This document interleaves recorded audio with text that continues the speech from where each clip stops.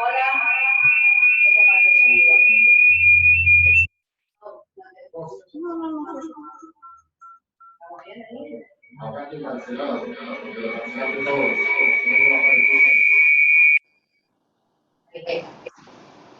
Bueno, buenas tardes a todos y todas. Gracias por estar hoy acá. Sé que es un momento complejo y demás, pero bueno, la intención era seguir adelante con este tema. Hace un tiempito atrás tuvimos una presentación en la Defensoría del Pueblo de una situación de un planteo por juicio a la verdad en una causa de abuso. Nos llamó poderosamente la atención. Bueno, Guido decidió acompañar esta petición que hizo la doctora Bertero, y bueno, y acá tenemos al juez que interviene en la causa, que también planteó el tema ante la Cámara de Apelaciones. Es un tema que nos interesó muchísimo, está hoy en tema también porque bueno, nos acompaña Telma Jardín, que bueno, es una representante de estos temas justamente, así que bueno, la idea es justamente poder escuchar todas las opiniones al respecto sobre prescripción y también sobre el juicio por la verdad. Bueno, me disculpo por la secretaria de Niñez, que bueno, tuvo un problema gremial, así que tuvo que estar presente en una reunión. La idea es que cada uno de los expositores presenten sus posturas 10 minutos, y vamos a abrir a preguntas por otros 10 minutos. Así que bueno, el orden va a ser primero, bueno, Guido, que va a proceder a la apertura, sigue Telma Jardín, que nos tiene que dejar porque hoy tiene una conferencia de prensa justamente por su causa, la doctora María Paz Bertero y el doctor Vital después de la causa. Así que bueno, gracias a todos de nuevo por estar hoy presentes. Bueno, ¿qué tal? Buenas tardes a todos y a todas. Gracias Gabriel, gracias Pachi. Gracias Patricia, que debe estar por ahí, no te veo, que te animaste a denunciar, y bueno, a Telma también, por acompañarnos siempre. La verdad que para nosotros, lo digo en carácter personal, como institucionalmente, todo este tipo de situaciones que obviamente no están escritas, no están regladas, que el sistema tiende a tapar o a evitar que salgan a la luz, necesitan dos situaciones mínimas. Uno, el coraje, la voluntad y las ganas de contar la verdad, como lo hizo Telma en su momento, como lo hizo Patricia. Y por otro lado, que haya del otro lado una abogada, un juez, que los escuchen, que se comprometan con ese tema, con esa situación, con ese dolor, que en muchos casos llevó años, 10, 20, 30, 40 años. Entonces, son delitos que formalmente para la justicia están prescritos. Entonces, uno que hace con ese dolor, que tiene, que lo lleva, que lo va a arrastrar el resto de su vida, y con la justicia que te dice, no, esto está prescrito. ¿Qué hacemos? Nada, nada no se puede. El no, recién lo veníamos hablando con Gabriel, es una palabra que lamentablemente el Estado, más allá de los gobiernos, el Estado y los funcionarios, las funcionarias públicas, lo tenemos muy a flor de piel. Nuestras delegadas y delegadas, por suerte, son muy militantes y muy comprometidas, y muchos están acá y muchas están acá. Pero el no, generalmente es la primera palabra que uno dice cuando viene alguien con una situación. Y acá no dijeron no, acá dijeron sí. Sí, vemos qué podemos hacer, vemos cómo aliviamos tu dolor. Bueno, Telma sigue en esa lucha y hoy seguramente haya novedades y tiene que ver con ese que alguien le dijo, sí, vemos cómo seguimos. Entonces creo que lo que están haciendo Pachi, Gabriel y nosotros, por suerte, somos privilegiados en poder acompañarlos y poder darle la institucionalidad a la Defensoría. Es decir, sí, vamos a ver qué podemos hacer con ese dolor, cómo lo transformamos en sanación, cómo reparamos ese dolor, más allá de la formalidad que hoy tiene nuestro Código Penal. Después habrá que discutir si hay que terminar con la prescriptibilidad, no, es una discusión de los legisladores y las legisladoras. Pero mientras tanto, va a haber un espacio donde se sepa la verdad, un espacio donde se repare individualmente y colectivamente ese dolor, y creo que eso es lo más saludable, y por eso la actividad de hoy. Así que yo, Gabriel, te vuelvo a felicitar, te lo dije en privado, lo digo en público, por animarte a decir sí, y vemos de qué manera podemos llevar un alivio a ese dolor que le llevó muchos años a Patricia poder contarlo, porque son dolores que trascienden una etapa de la vida y tal vez uno lo puede reflexionar o decir en otro momento de su vida. Y Pachi, obviamente, más allá de que te queremos porque sos parte de nuestra historia de la Defensoría, por comprometerte profesionalmente en acompañar a Patricia y otras Patricias y otras Telmas, y las hay, y seguramente en algún momento esta discusión tendrá la ley mejorada y acomodada, y los juicios por la verdad pasen a ser un capítulo histórico. Pero bueno, la historia se construye y ustedes están construyendo historia en algo que es novedoso, y esperemos que sea reparador para Telma y para Patricia, pues son causas diferentes, pero que tienen muchos puntos en común. Así que bueno, le paso la palabra, creo que a Telma, que bueno, reflexione con nosotros y después la vamos a liberar porque tiene una actividad inminente. Así que Telma, te paso la palabra. Hola, gracias Guido, gracias a todos, a todas. Para mí siempre es un honor participar en estos encuentros que realizan desde la Defensoría, buscando generar conciencia. Doy fe del compromiso de Guido en la temática, el trabajo inmenso que hacen Paca, Meli, y la verdad es que bueno, hoy es un día, cuento brevemente, movilizante para mí, muy movilizante, porque en un ratito hacemos una conferencia de prensa anunciando avances en mi caso personal, ¿no? Para mí siempre estos espacios colectivos son los espacios que me dan fortaleza para seguir en la construcción de mi caso personal, y los procesos de la justicia son procesos lentos, son tiempos que no contemplan el tiempo de la víctima, y una tiene que ser muy contemplativa con los tiempos de la justicia, que muchas veces no son reparadores. Una gran contradicción que una se encuentra en este recorrido. Patricia, tampoco logro verte, pero mi abrazo inmenso y mi admiración, porque creo que eso es lo que hacemos, ¿no? Lo que aprendimos como salida frente a las fallas del sistema, cuando decimos el Estado, que muchas veces a mí me gusta siempre hacer hincapié, en un país tan presidencialista muchas veces nos olvidamos a qué nos referimos cuando decimos Estado, y cuando decimos Estado estamos hablando de los tres poderes, y en este caso muy particularmente de la justicia, poder que ha sido muy difícil que permita su democratización, y eso hace a que la representatividad nos deje un poco por fuera a las mujeres, a las disidencias, a los niños, a las niñas, que son los más vulnerables, siguen siendo los más vulnerables en nuestra sociedad, en todo el mundo, lamentablemente.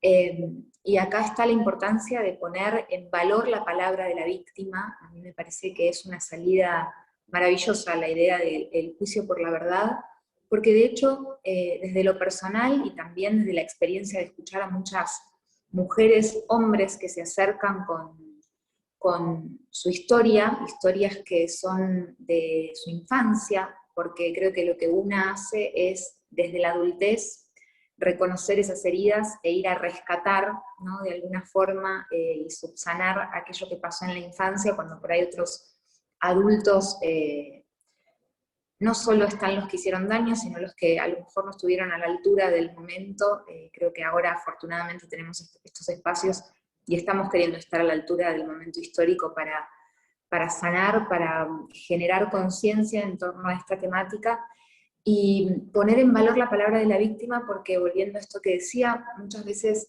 la víctima lo que busca no tiene que ver con una idea de venganza, sino que la reparación muchas veces está en poder hablar y contar lo que sucede. Lo que pasa es que, lamentablemente, la gran trampa, y esto no se dice, esto yo lamento cuando veo en los espacios de comunicación que se usa tanto tiempo para hablar desde un lugar que faranduliza la temática en vez de politizarla en el sentido más amplio, y en vez de entender, comprender que muchas veces cuando la víctima habla, la gran trampa que tiene el sistema es que es el victimario el que puede llevarte a la justicia penal o la justicia civil por calumnias, injurias o por daños y perjuicios, cosa que sucede en torno a mi caso. Uno de los grandes motores para que yo denuncie tuvo que ver con que tanto Calu Rivero como Anita Co fueron llevadas a la justicia, una penalmente y otra de forma civil. De hecho, hasta la actualidad, siendo la persona a la que denunciamos un prófugo de la justicia, un hombre buscado por la Interpol con alerta roja, pedido de captura internacional, él sigue llevando adelante la acusación civil contra Calu Rivero y ella tiene que invertir dinero y defenderse en ese litigio. Y esta es la gran trampa del sistema, que cuando una puede reconocer, yo creo que vamos a ir acortando esa brecha, porque como lo estamos hablando, afortunadamente la brecha entre el hecho y poder reconocer y tipificar la violencia, sin dudas creo que se va a acortar. Perdón, ¿se me escucha bien? Porque se me fue la... ¿Se me escucha? ¿Sí? ¿Sí? ¿Se me escucha bien? Perdón, no lo veía. Bien, se me fue la pantalla.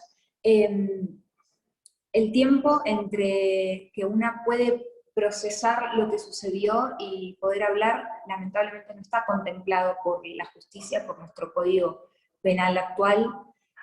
Por eso hablamos de la necesidad de una reforma con perspectiva de género, pero entiendo que en ese sentido, y me parece importante, que el feminismo no construya con las mismas herramientas, sino que encuentre las propias, y no volcarnos hacia un lugar punitivista, porque tampoco nuestro fin último es que dejen de suceder esos abusos, no el castigo. Y entonces en este sentido me parece que es la salida por arriba del laberinto que propone el sistema. Los juicios por la verdad son la salida del laberinto porque es la posibilidad de darle un paraguas dentro de la justicia a aquellas víctimas que necesitan plasmar su palabra. Los invito a todas y a todos a ver el documental In the Heart of the Gold, El Corazón del Oro, donde una vez reconocido el propio autor de los hechos, había reconocido su culpabilidad, y sin embargo la jueza les dio la posibilidad a todas las víctimas que se animaron a hablar a último momento, a que no tuvieran que hacer una denuncia personal, sino sumarse a ese juicio que ya estaba en marcha y poder dejar asentada su palabra. Lo sanador que hay en ese proceso, porque nosotros tenemos que construir una justicia reparadora, y muchas veces someterte a pericias, muchísimas pericias. Yo me tuve que someter incluso a una pericia física habiendo pasado 9 años del hecho al que te denunciaba. O sea, no hace falta saber de derecho, con un poco de sentido común se entiende que es un nivel de revictimización ridículo el que me sometieron. Y una continúa en ese camino porque es tanto más pesado no hablar y ver la injusticia de este hombre llevando a la justicia penal a otras víctimas, que una se sigue sometiendo a ese proceso. Pero no es un proceso que finalmente en ese punto sea reparador. Lo reparador tiene que ver con poder romper el silencio, con la construcción colectiva que se genera frente a las fallas del sistema, la salida colectiva que encontramos en esta construcción, los feminismos en su más amplio espectro, y creo que estamos en un momento clave en el que realmente no hay vuelta atrás. Creo que lo que sucedió hoy, gracias a que le dieron lugar al pedido de Guido en relación a lo que hicieron los jueces del caso de Lucía Pérez, es un poco empezar a poner las cosas en orden, ¿no? Porque si no, Argentina está sujeta, no soy abogada, pero empiezo como a tener las palabras, por supuesto los abogados van a hablar mucho mejor que yo en el sentido más técnico, pero porque si no, no se entiende cómo es posible que estemos hablando de todas estas cosas que hablamos y que sin embargo espacios como los judiciales, que son tan fundamentales a la hora de definir el partido, no se hagan eco. Y bueno, afortunadamente Argentina adhiere a muchísimos convenios internacionales, tratados internacionales que la obligan a cumplir con la debida diligencia, sobre todo en este tipo de delitos. Y entonces un poco creo que es fundamental nombrar esto que sucedió ayer, gracias a que le dieron lugar al pedido de Guido desde la Defensoría, porque no podemos permitir que sigan revictimizándonos, poniéndonos en un lugar, la víctima está puesta, y creo que ese es otro de los grandes desafíos de este momento histórico, que es que ser víctima deje de ser un lugar estigmatizado, que se deje de atar el proceso de vida a nuestros victimarios, y yo creo que hay que reconocer el lugar de víctima, porque es una categoría, pero también hay que ampliarlo y entender que somos sobrevivientes y que seguimos adelante, y que la construcción de la víctima sacada de ese lugar de estigmatización es una construcción que tenemos que hacer de manera colectiva. Le corresponde a toda la sociedad, le corresponde al Estado y sobre todo al sistema judicial, que es el que tiene la palabra final muchas veces en estos casos, y por eso creo que es fundamental, porque los juicios por la verdad en un país además como el nuestro, que ha aprendido a hacer memoria, a historizar y a escribir historia a pesar de las fallas del sistema, la posibilidad de historizar y de dejar asentada nuestra palabra es, creo yo, mucho más sanador que escuchar una sentencia. Muchísimas gracias por el espacio y por el trabajo enorme que hacen y por seguir hablando de esto. Mi abrazo enorme, Patricia, y bueno, mándenme fuerza que tengo un día complejo. Me quedo un ratito más que puedo.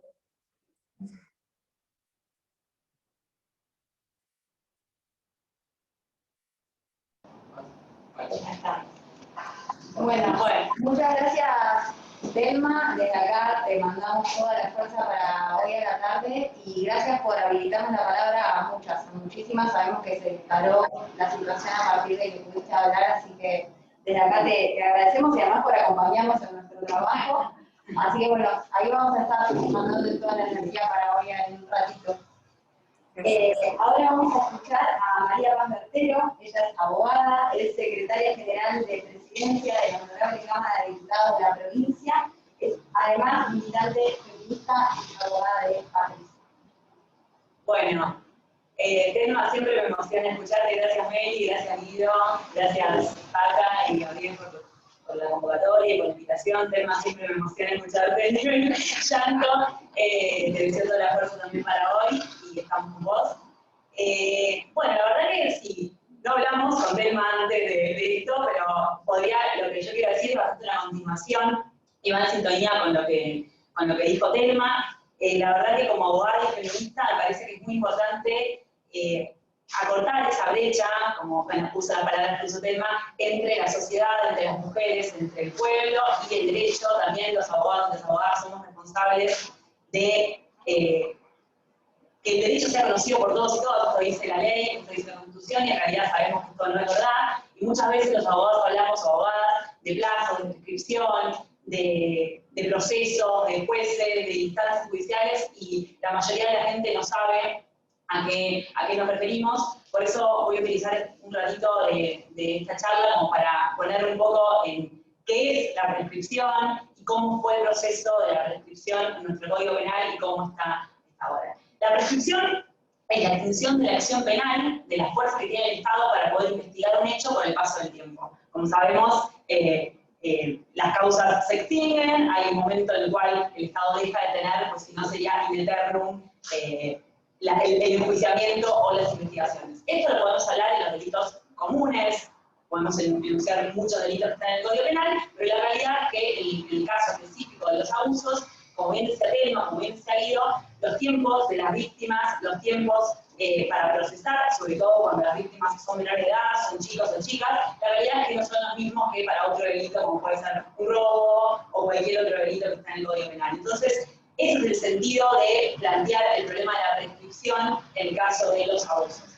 Imaginemos que el Código Penal se sancionó en 1921, entró en vigencia en 1922, y en ese momento la prescripción de un abuso sexual era de como máximo 12 años. Entonces, a una persona que era abusada a una determinada edad tenía nada más que 12 años para poder denunciarlo. Por supuesto que una nena, un nene de 6, 7, 8, 14 años, por ahí no estaba preparado en ese momento, en momentos de la justicia, como decimos, para tomar esa determinación y denunciarlo. Y muchas veces, como sabemos, hay casos y casos, pero muchas veces los casos son intrafamiliares, entonces no hay un padre, una madre o alguien de la familia que pueda hacer esa denuncia por el chico o la chica, y muchas veces también hay un sentimiento de culpa, hay un sentimiento de revictimización que hace que la víctima no le pueda contar a su familia lo que le pasó.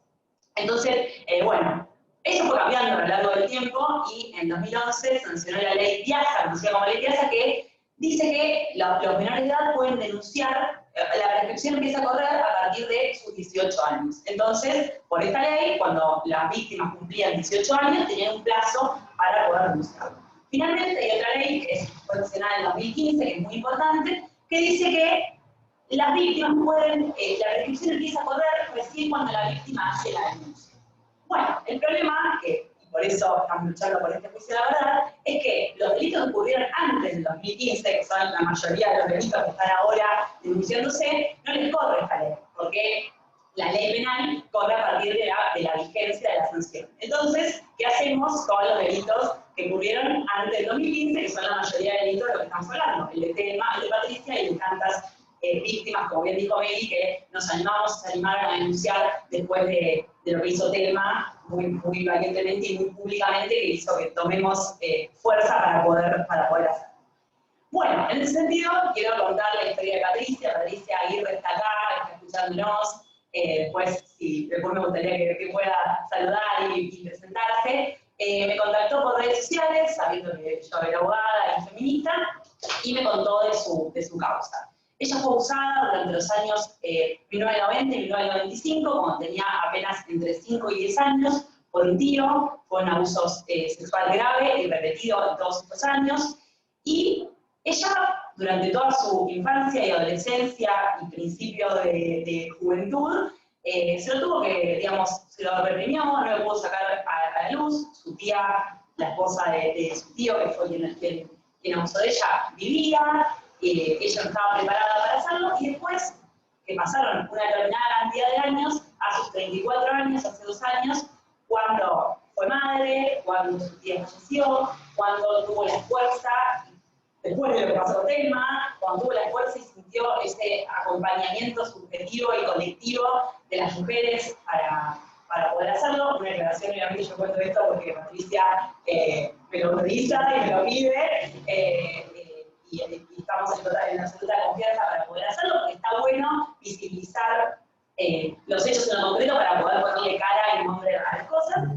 Ella se la denuncia porque googlea y ve esta ley que conté el último, que la prescripción empieza a correr cuando la víctima hace la denuncia. Entonces se acerca a la fiscalía y hace la denuncia.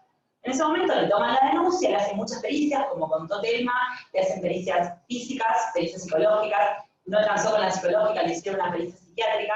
La causa de Patricia tiene una particularidad que tiene muchas pruebas. En la causa de Patricia, como dije, hay testimonios de familiares, hay declaraciones de ella, hay pericias físicas, psiquiátricas y psicológicas, y también hay un audio que es, si bien a nivel jurídico y judicial en un proceso no es lo que va a terminar de definir, pero sí a nivel subjetivo de las personas que tienen que tomar la decisión. Hay un audio en que el acusado reconoce haber cometido el delito, dice que está enfermo, que lo hizo porque le sale hacerlo, porque no se puede resistir y demás, y ese audio obviamente también consta en la causa.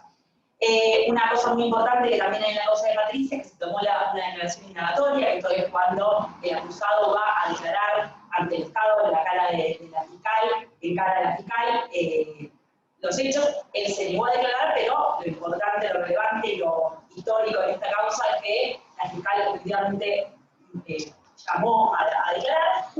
Y bueno, en un determinado momento, cuando se pide elevación a juicio, el defensor, el abogado defensor del acusado, pide, en su justo derecho, por supuesto, adhiriéndose a la ley, pide la prescripción.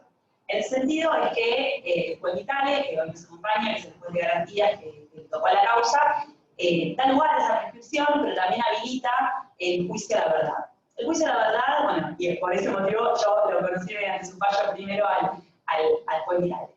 En ese sentido, el proceso de juicio a la verdad es que no va a haber una pena, no es que el acusado, en este caso, va a ir a la cárcel, se lo va a obtener una pena con el Código Penal, pero sí el Estado, un poco en relación a lo que decía Telma, el Estado pidiendo explicaciones en cara de la justicia, pidiendo que declare, acusándolo y diciéndole que durante tal y tal año cometió tal y tal delito, y eso no tenemos dudas que es reparador para Patricia. La verdad sana, la verdad, porque una cosa importante fue que nosotros cuando pasó eso, bueno, estuvo apelado, fue a la Cámara de Apelaciones, y la Cámara de Apelaciones rechazó, por eso ahora estamos preparando un recurso en casación. Y cuando rechaza, en una parte del fallo dice algo así como ¿para qué la verdad? No con esas palabras, pero se entiende, ¿para qué la verdad si Patricia ya sabe la verdad, o si la víctima sabe la verdad? Bueno, un poco lo que decía Telma, comparto totalmente, y es lo mismo que compartimos todos, y Patricia, obviamente, por eso invitamos el tema y lo discutimos.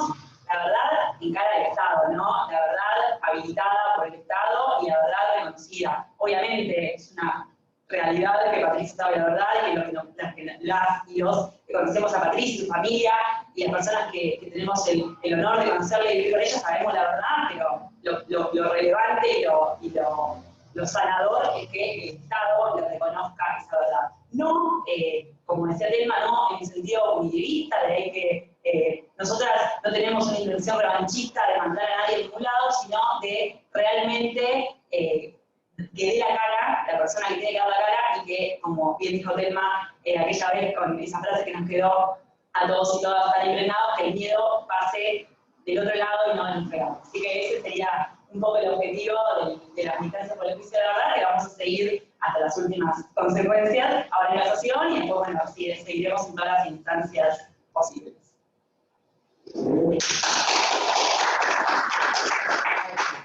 Patricia, antes que hable Gabriel, un minutito, Patricia, ¿estás ahí? ¿Nos saludás un minuto? ¿Querés tener saludado? ¿Todo bien?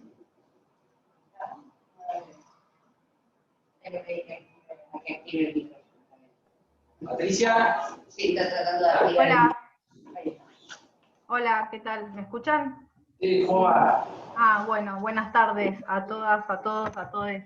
Bien, acá escuchándolos atentamente y muchas gracias por el espacio. Nada, agradecerles y coincido plenamente en institucionalizar la voz, la palabra y bueno, y las niñeces, ¿no es cierto?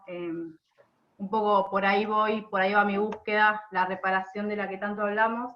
Y bueno, y acá está mi niñez también, un poco estas situaciones se están dando normalmente, así que nada, forma parte del escenario y bueno, sumarme al agradecimiento. Genial, gracias Patricia. Gabriel, ¿cerrás? Bueno, gracias a la Defensoría del Pueblo por la organización del evento, a Guido en lo particular por el posicionamiento que tiene la Defensoría en todos los temas.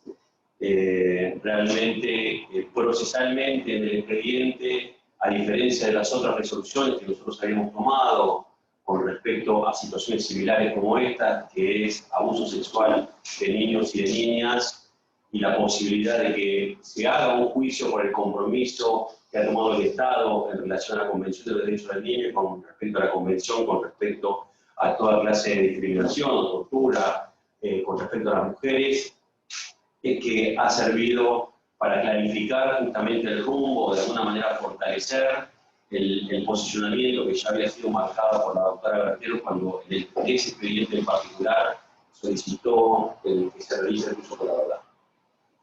Yo voy a seguir el recorrido que hicieron los anteriores interlocutores en el sentido de alguna manera, compartir esta idea, digamos, ¿no? O sea, nosotros desde el año 2015 en adelante, la Argentina se suma a justamente las leyes que otorgan mayor protección a niños y niñas y adolescentes, porque establece dos requisitos esenciales a los efectos de que empiece a correr esa prescripción. Un requisito es el objetivo que ya había establecido la ley Piazza, que es que haya cumplido 18 años de edad. Pero como si esto fuera poco, aparte de ese requisito y reconociendo situaciones que fueron manifestadas por Telma, que fueron manifestadas por Guido y por la doctora Bertero también, digamos, habla de los procesos personales.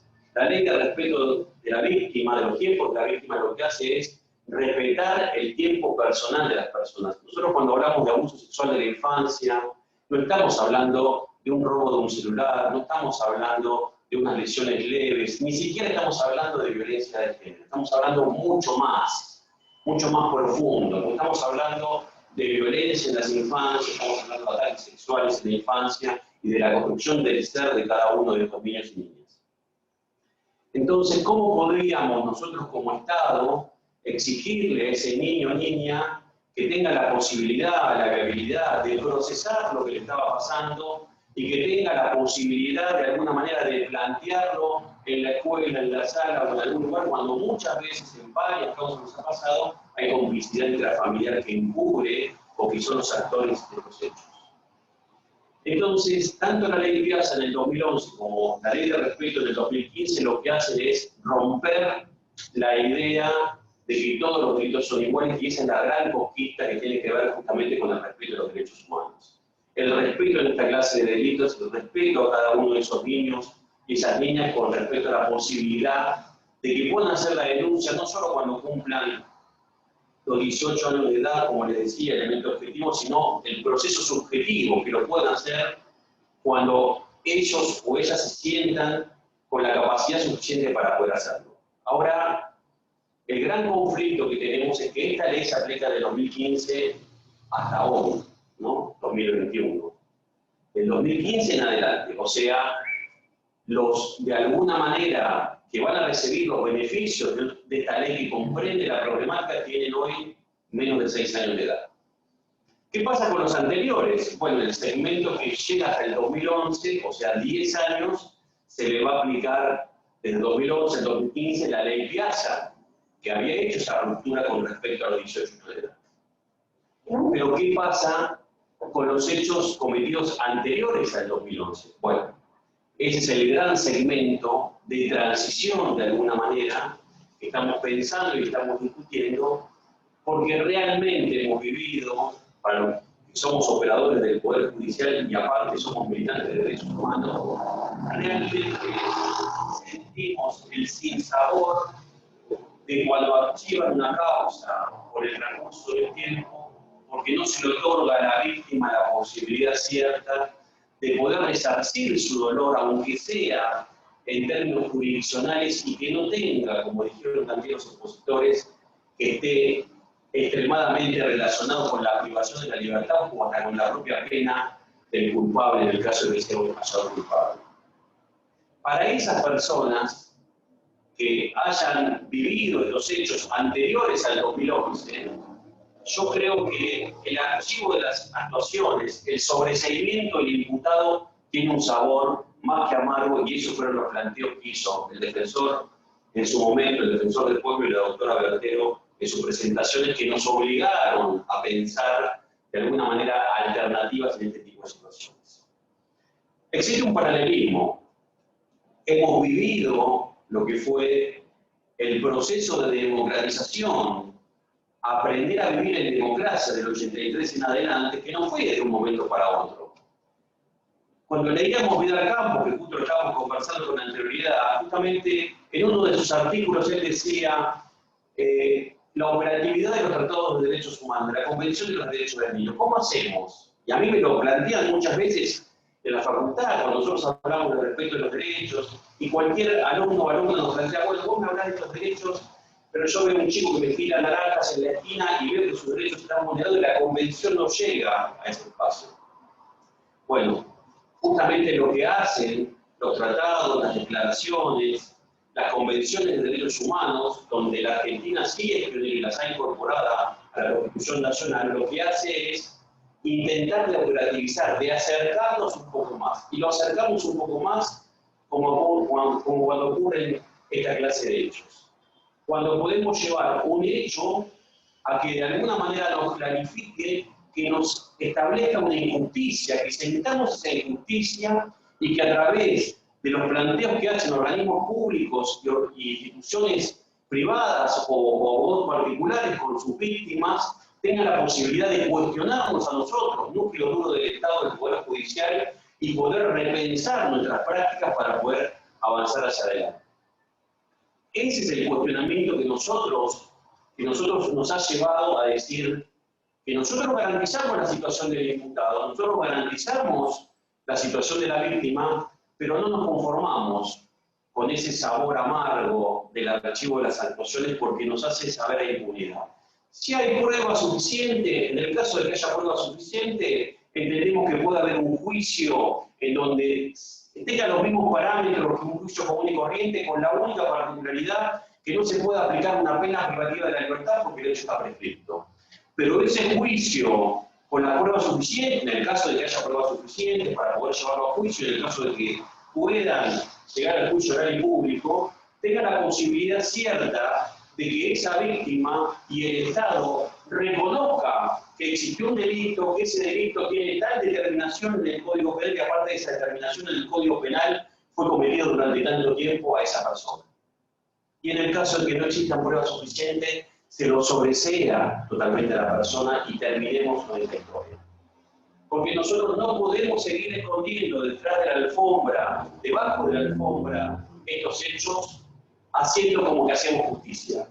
Nosotros, en estos casos, y por eso es la operatividad y el compromiso que ha tomado el Estado en términos de derechos humanos, justamente tiene que, de alguna manera, hacer valer esos derechos, y que, como existieron resoluciones del Ministerio Público Fiscal para poder conseguir modificaciones o para poder rechazarlas o para esto, que haya resoluciones dentro del Ministerio Público Fiscal justamente para que puedan seguirse investigando estas causas y ante la prescripción planteada por algunos fiscales o defensores haya la posibilidad de plantear de que se haga lo cuyo no verdad para justamente transformar estas pequeñas gotitas que estamos llevando adelante en estas 3, 4 resoluciones que ha tomado el juzgado en diferentes causas, como ya sabemos que existen, se empiecen a multiplicar y de alguna manera nos acerquemos a una justicia más justa. Muchas gracias. ¿Alguna pregunta? Sí. Si alguien tiene alguna pregunta para hacerle, pedimos que nos lo envíen por el chat, que está habilitado con la anfitriona de la sala, en este caso soy yo, así las vamos leyendo. Una pregunta. El juicio por la verdad en estas causas funciona también como mecanismo de prevención, teniendo en cuenta la teoría de la pena.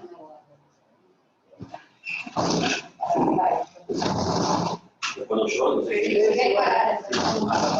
Sí, yo creo que en realidad ya lo han comentado con anterioridad.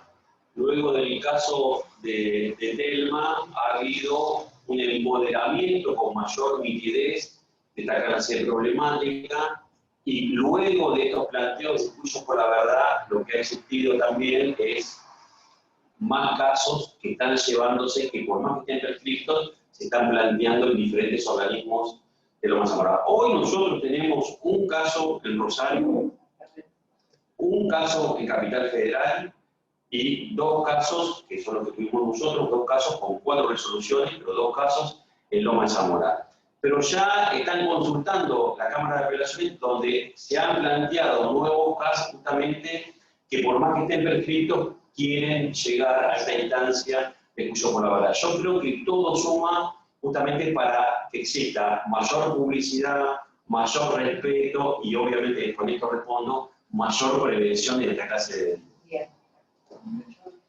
Hay una segunda que la contestó por preguntar un No, por el momento no. Acá hay una pregunta, la digo quien quiera responder.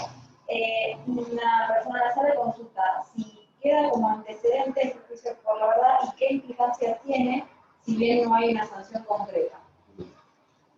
¿Puedo yo? A la persona, digamos. Sí. Nosotros lo que hemos pensado, obviamente que existe un paralelismo con lo que fue el caso en donde el Estado terminó en una resolución amigable con la Comisión Interamericana, en el caso de la ley de obediencia de vida y punto final, que tiene que ver justamente con la prescripción de los delitos cometidos durante la dictadura. Existe un paralelismo ante esa situación, porque justamente lo que había planteado la Comisión por la Memoria en aquel momento, en el caso de la PACO, fue que el Estado puede decir cuándo se termina la pena o se aplica la pena, porque cada Estado tiene su propio régimen interno, pero lo que no puede evitar el Estado es que se sepa la verdad. ¿Sí? La verdad en sí, y varios lo han manifestado con anterioridad, tiene un efecto sanador. ¿Sí? Nosotros lo que pensamos en base a ese paralelismo con otros procesos, que esto va a ser un juicio común y corriente, como un proceso igual que corriente, como respetando todos los pasos de cada una de las provincias que se lleven adelante, y cuando llegue el juicio oral, si se lo encuentra inocente, se declarará, por más que no se aplique pena, inocente. Y en el caso del cuando es culpable, se notificará en todos los registros la culpabilidad y no se le puede aplicar la pena, pero hasta podría pensarse no lo sé, habrá que pensarlo con los jueces del tribunal oral que intervengan en su momento, hasta la pena que le hubiera correspondido a la persona por ese delito, ¿no? 3 años de prisión, 4 años de prisión, en el caso, los cuales no se pueden efectivizar contra la prescripta, pero sí te la condena propiamente dicha. Porque la prescripción en sí lo que hace es anular la pena. No podemos relacionar prescripción con impunidad, ¿sí? Y muchas veces nos plantean, bueno, pero la prescripción anula o no, la prescripción anula la pena. Toda la prueba que se acumuló, todo sirve, todo suma, todo de alguna manera, digamos, ya colabora para la víctima, que es la principal interesada, obviamente, en restaurar su vida.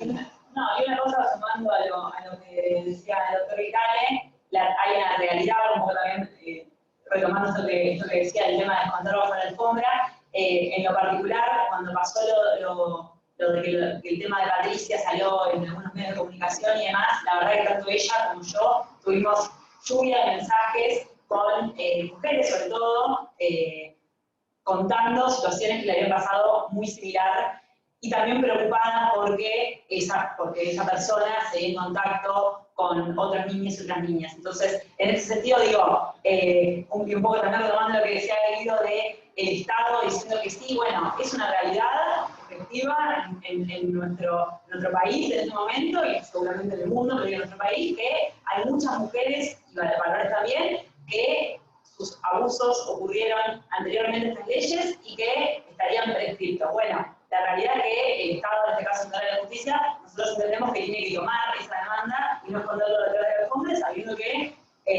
no va a haber una pena, pero sí tiene que haber alguna respuesta, porque hay muchos casos realmente, así que ante esa realidad es un poco por eso el peligro y la lucha por esto. Muchas gracias, Paz. Hacen varias consultas más respecto de los juicios por la verdad. ¿Qué condiciones o qué recursos humanos se requieren para que se sustancie el juicio por la verdad y si se puede hacer este tipo de instancias en cualquier departamento judicial?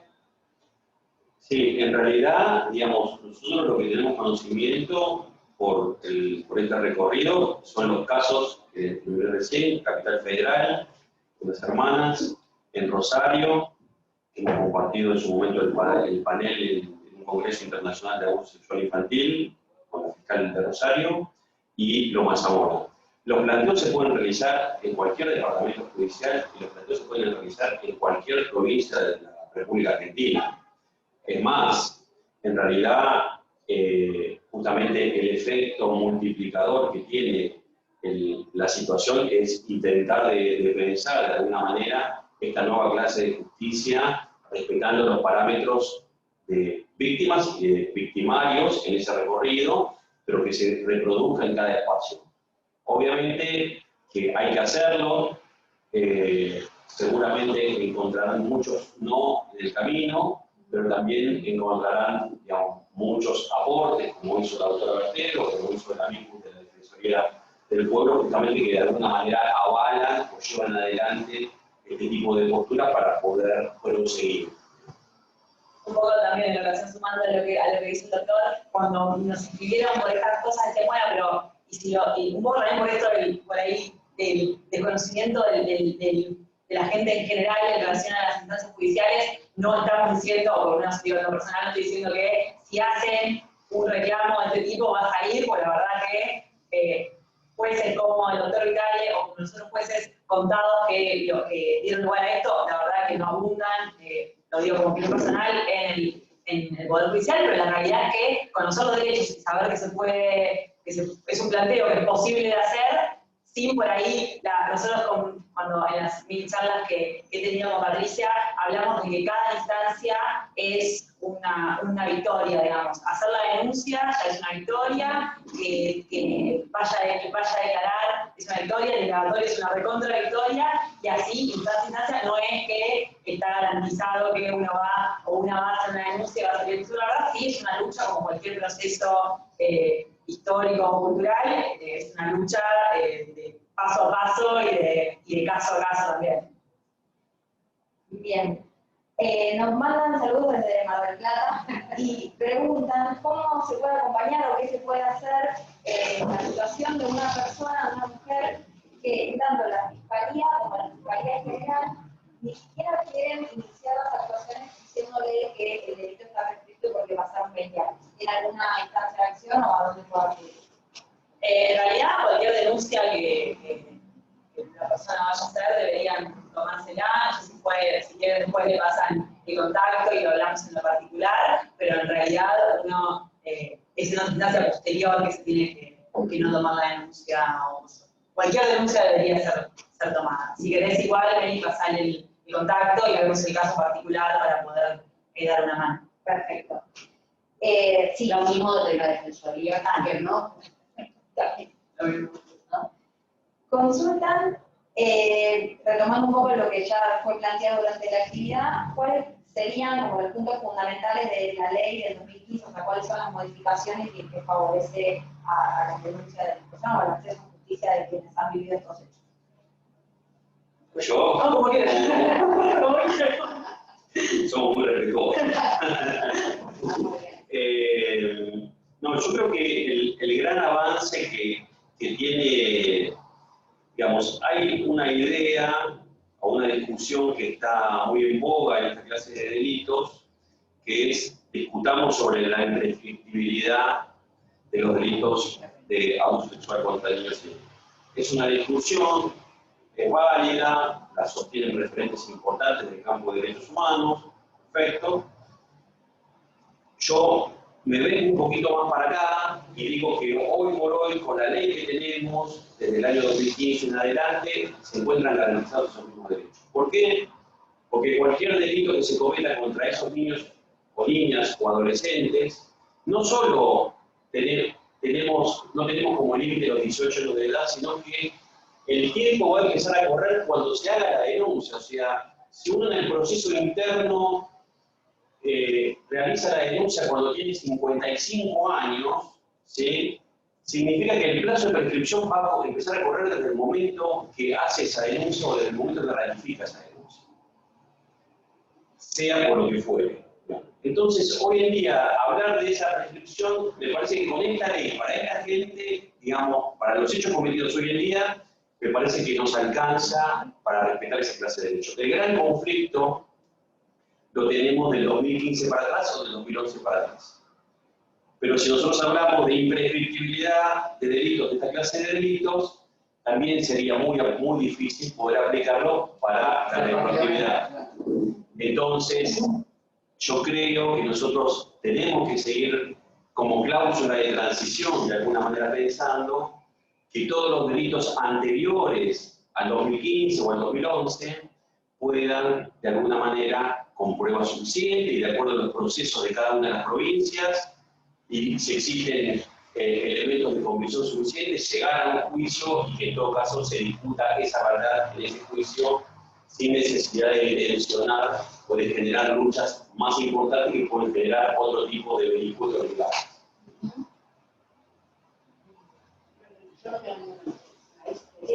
Yo tengo una más acá y cerramos. El plazo de prescripción depende de la tipificación del delito. ¿Son 12?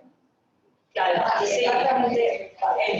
El plazo de prescripción depende del delito, lo que dice el Código Penal, lo que decía hoy, que sería hasta el 2011, en este caso del delito de abuso sexual, es hasta la pena máxima del delito. Y lo máximo es 12. Entonces, como lo máximo es 12, si bien un delito de abuso sexual agravado puede tener más pena, lo máximo 12 sería 12 en este caso. ¿Listo? Sí, bueno, muy bien. Gracias. Una breve aclaración nada más administrativa para quienes lo soliciten. Podemos hacer entrega de certificados, les voy a dejar por el chat el mail para que lo puedan pedir. Así bueno, se comunican por ahí y seguimos en contacto. Gracias, gracias. Ahí.